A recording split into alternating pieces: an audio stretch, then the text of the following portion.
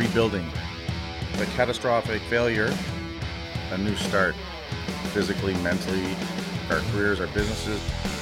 Step back, first step, next step. The driver in me just wants to get it done tomorrow. We'll do this, do that, let's move this, where are we at with this? You build some confidence, build some self-esteem, start to feel better about yourself. The Silverback Blueprint Podcast, a show for men over 40. We focus on getting stronger, staying motivated, building discipline, creating a community, and becoming truly happy. Hey guys, and welcome to episode 117 of the Silverback Blueprint Podcast. What's in the well comes up in the bucket.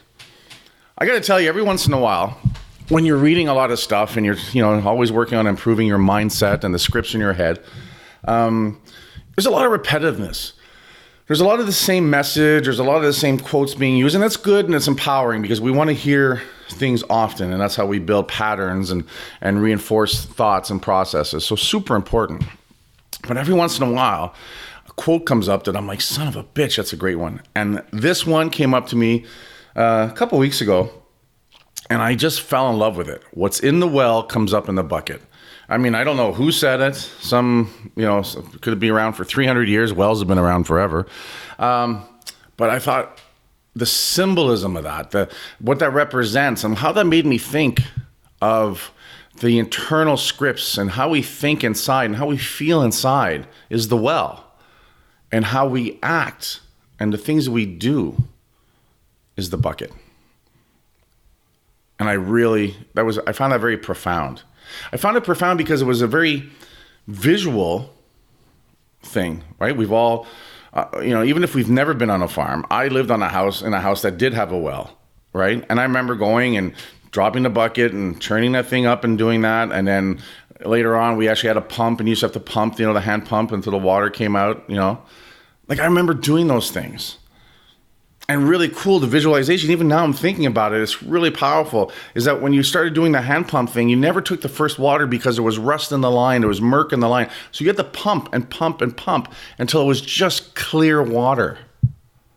You had to get past the murk and the rust in the line. Things, you take for granted when you just turn the tap on or you push your glass into the door of the fridge and water comes out. But what a great visual. When you first start pumping, the crap that's coming out. Well, that's very symbolic to what we deal with on the inside. When we start to work on the inside, when we start to understand that our scripts and what we say and think about ourselves on the inside, how we feel about ourselves on the inside, that's the crap that we have to get rid of. We have to get to the clear water. We have to get to the positive thoughts, the positive mindset, the positive words is the clear, clean water. So we have to pump that out of our system. Many times when we hit a bottom and we're not at our best and we're struggling, it's because the scripts in our head are wrong and dirty and rusty and filthy. So we're saying negative things about ourselves. We're feeling negative things. We're thinking about thoughts. We're thinking about things from the past, things that happened to us, things that we did. Those are the things that are in our head, and we need to get them out. We need to take the time and find the way to start to clean those things out of our system and replace it with cleaner thoughts, purer thoughts, healthier thoughts. We always have a dialogue running in our head, I find anyway, right? There's always a speaker going on. It's like we're running a narration in our own life. When you watch a movie and there's a narrator, and it's usually the person talking about himself or the situation. I always like those movies. Those are pretty cool. And I think if we start to look at it that way, and we start to understand that that's what we're doing and that's what's happening, then the words that we use and the thoughts that we put in our head will dictate our mindset, and our mindset will dictate our actions. What we do, what we don't do, how we represent ourselves, how we take care of ourselves, how we love ourselves will all be affected by that overall. I think it's super important that we understand that if we don't put ourselves first, and I don't mean in a selfish way, if we don't take care of ourselves, if we don't do self-care, If we don't make ourselves healthier on the inside and on the outside, we can never be truly who we want to be. We can never attain the goals we want to go, the visions we want ourselves, the life we want for ourselves. For the very simple reason is that we don't feel we deserve it. We don't feel we deserve to have the things we want to have because we have those dirty mindsets. Now, I don't mean dirty like in naked talk and stuff, although those thoughts do come across. But I mean in negative, rotten, right? The water's filthy. Pump the water till it's clear again. Clear your mind, positive thoughts, reinforcing thoughts. Very hard to do at first because sometimes when we first start, when we realize we're in a horrible position, we don't feel we have anything positive to say. So then we talk to ourselves or positive things to say or feel about ourselves. Our self-esteem is in the shitter, right? So we have to start working on things to build self-esteem. That's why I love working out, because working out creates these mini challenges and these mini successes every day. I just had a new person join the gym in our Silverback program. He's been wanting to for a while. He's heard of us for a while. He has friends who train. He finally came in. And when he came in, I could tell this was tough on him. And I could feel the turmoil inside. He had gained weight and he started telling me a story. I asked him, tell me your story. What's going on? He's lost weight, but he gained more. He lost weight and he gained more. And I could tell he just truly was unhappy with himself. And not even angry at the world unhappy, but just truly unhappy with himself. Fucking sad. Sad inside. So I did, the only thing I can do as a caring human being is I made him weigh in. And he weighed in at a weight higher than he's ever been before. And I could see the emotion in his eyes. I could see the hurt. I could see everything. He was almost on the verge of tears. He'd never weighed this much before. And I looked at him and said, great. You never have to weigh this again, starting today. I said, it's that simple. I explained to him what our program does. I explained to him how it works, what he has to do. But I said, you have to commit. And I said, if you commit, things are going to change instantly for you in your mind. And when they change instantly for your mind, and your job is from that point on is to do a task every day to keep building that positive thought. I said, it's that simple. And it's going to be that hard every day to do something positive. So he did. He left the gym. Started giving me a couple small excuses. Hey, I don't do Facebook. I go, our program works for Facebook. So he fucking joined Facebook right in front of me. I said, perfect. I said, I'm going to send you a link for some food to get. He says he's off to the grocery store. So he left, joined the Facebook. I invited him to the group, sent him the food list. He went right to the grocery store and did it. And I said, tomorrow you come in and you're going to do a mobility class. So he did. And you know what? When he walked down the stairs, different look on that guy. Because he'd just done 2 or 3 things in the last 24 hours that were positive. And walked in, got introduced to a few people in the gym, did our mobility class, got a little sweat going. He got there half an hour early because he didn't want to be late. But he got there half an hour earlier because he really wanted to be around this. That's why he got there half an hour early.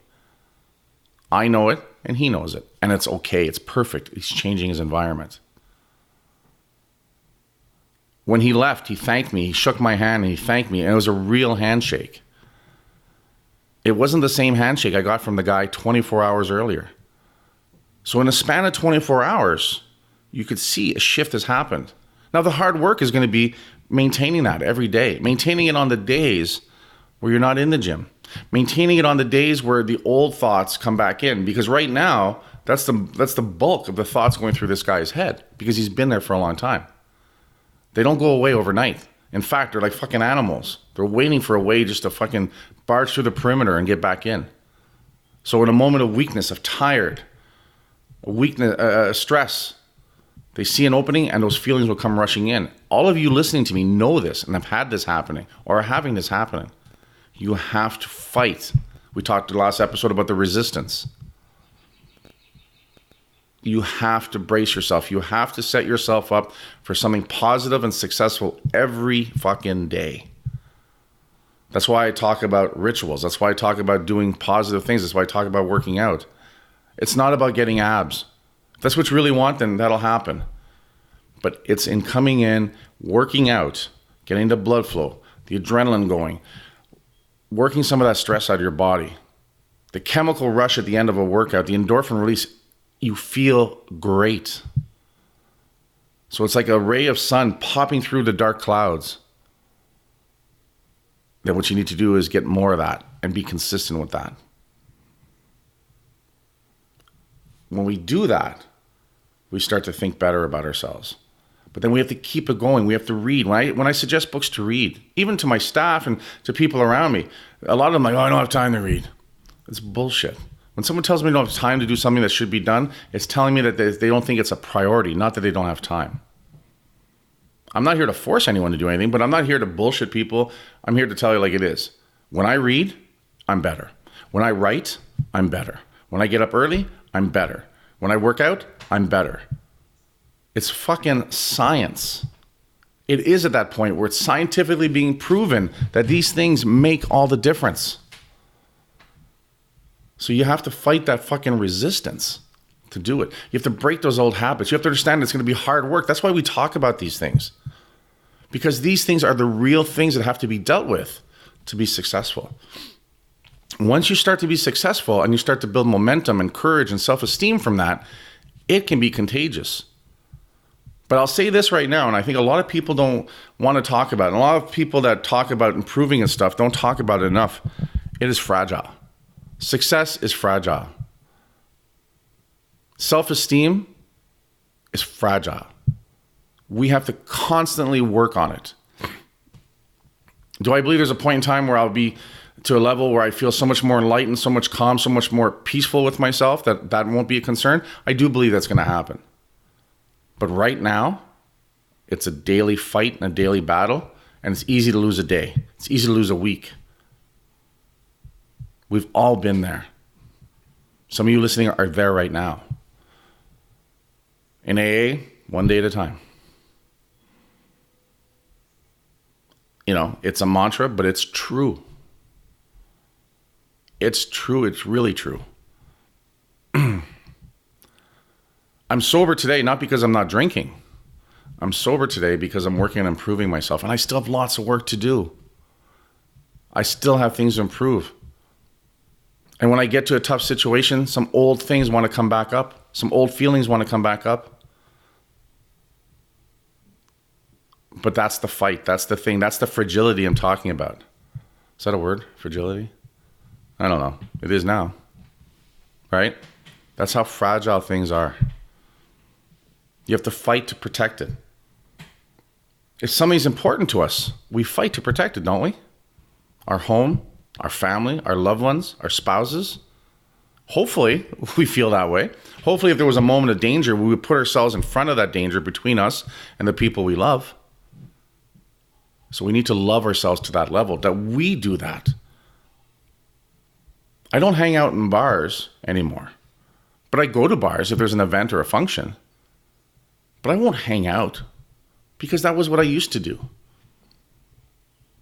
Now, I'm pretty stable in my sobriety. I'm pretty, in a very good place about it. But I also know that if I sit in a place where it's nothing but drinking going around me forever and ever and ever, I'm going to have things come up. Thoughts will come up.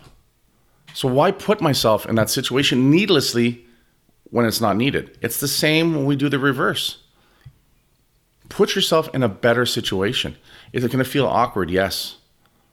It's not going to feel right. It's true. We talked earlier about change, fear change, because of the discomfort level. But understand that you're worth it. Take it from a point of view from now on. I want you to think about this in a way that you are worth it. You need to love yourself more than anything else on this planet in a positive way. Because when you achieve that, and when you do that, and when you work from that, when you don't let things happen to you that you would not let happen to people you care about, when you put yourself to that level of importance, you change and you get better. And it's easier. It's easier to eat better because you're worth it. It's easier to exercise every day because you know it's important. It's worth it. You want nothing but the best for your children. You want nothing but the best for your parents. You want nothing but the best for the people you love. So you need to do that for yourself. I always come back to this analogy when you're on the airline and they do the whole, hey, listen, if shit goes bad and we're going to crash in the ocean, we're all going to die anyway, just in case. The oxygen mask comes down. Put yours on first so you can help others. Because if you pass out, you can't help anybody else. And then you become the burden for somebody else. Or you get left behind. Life is the same way, guys. We need to take care of ourselves. We need to turn around and do things to make ourselves healthier and stronger and better immediately. We need to take those actions right away. If you're not doing that, then at the end of this podcast, do something about it. Everybody on the planet should be healthier, but everybody's responsible for their own health. If you're not a member of a gym right now, and I'm not saying this because I own a gym. I own a gym because I believe it's important. But if you're not a member of a gym right now, go join a gym today. If you don't have a lot of money, join one of those $10 a month gyms. It's better than nothing. If you have more of a budget, join a better gym. Get into an environment. Start training. If you can afford it, hire a coach. If you can't, read a fucking magazine.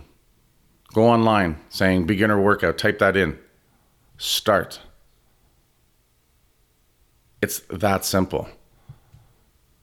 When it comes to food, buy a protein powder. Have a protein shake. We've talked about this before. Guys, it works. It's what happens. Right? Eat some lettuce. Eat some salad. Don't buy anything that comes from a drive-thru anymore. I get that, oh yeah, but I'll never be able to enjoy these foods again. Well, not right now, because you know what? Enjoying these foods right now that you've been doing is part of what's led you to this point where you're not at your best. Fuck the convenience factor. Just get up a little earlier. Wash some fucking potatoes and peel them and boil them. Barbecue some chicken, cook some hamburger meat, boil some eggs. It's there, guys. It's simple, but it comes down to that overall. Go for a walk every day. If it's raining out, I don't like walking in the rain. I walk on the treadmill, I ride the bike.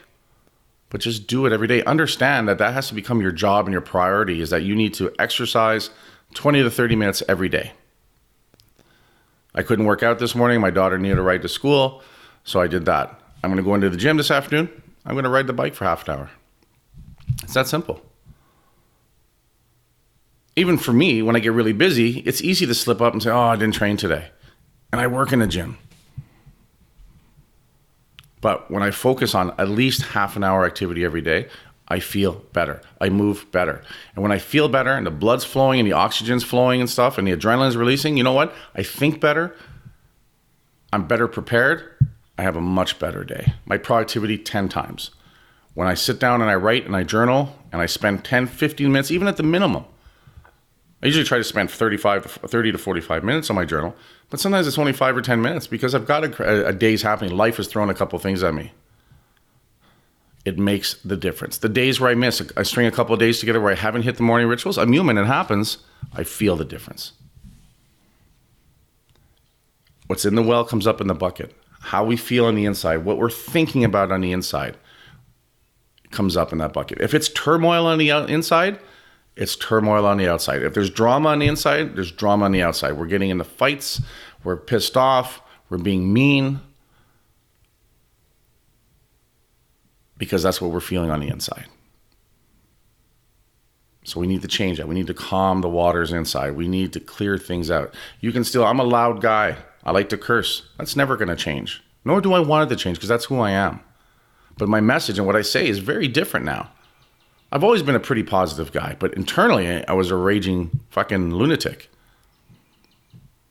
So working on these things, getting sober, dealing with those things, reading, understanding, being honest with myself, but putting in hard work has changed me. And it hasn't changed me for something I'm not. It's actually changed me towards who I am, who I truly am, and who I truly am becoming. is coming to the surface more. People around me now that were around 6 months ago and a year ago will be the first to tell you there's a difference around me. And a year ago compared to 5 years ago, a difference. And what's happening is the real me is what's coming to the surface. But at the end of the day, it's hard. Because even I sometimes don't even know what the real me is going to think about a certain situation or when something comes up. Sometimes I sit back and I'm like, hey, let's see how he handles this. Do you know what I mean? That kind of thing. And I'll be in the middle of something and I'll be dealing with something and I'll actually have another conversation happening at the same time in my head and I'll be like, hey, you're starting to get a little upset. Hey, this is not how you want to handle this situation. It's almost like I'm coaching myself. It's actually kind of cool. So at the end of the day, my job is to make myself better on the inside, healthier and stronger on the inside, on the outside, so that what comes out of the well, it's in that bucket and it comes out to the world around me, is much better, much cleaner, much more powerful, much more productive, much more real, much more caring, and genuine.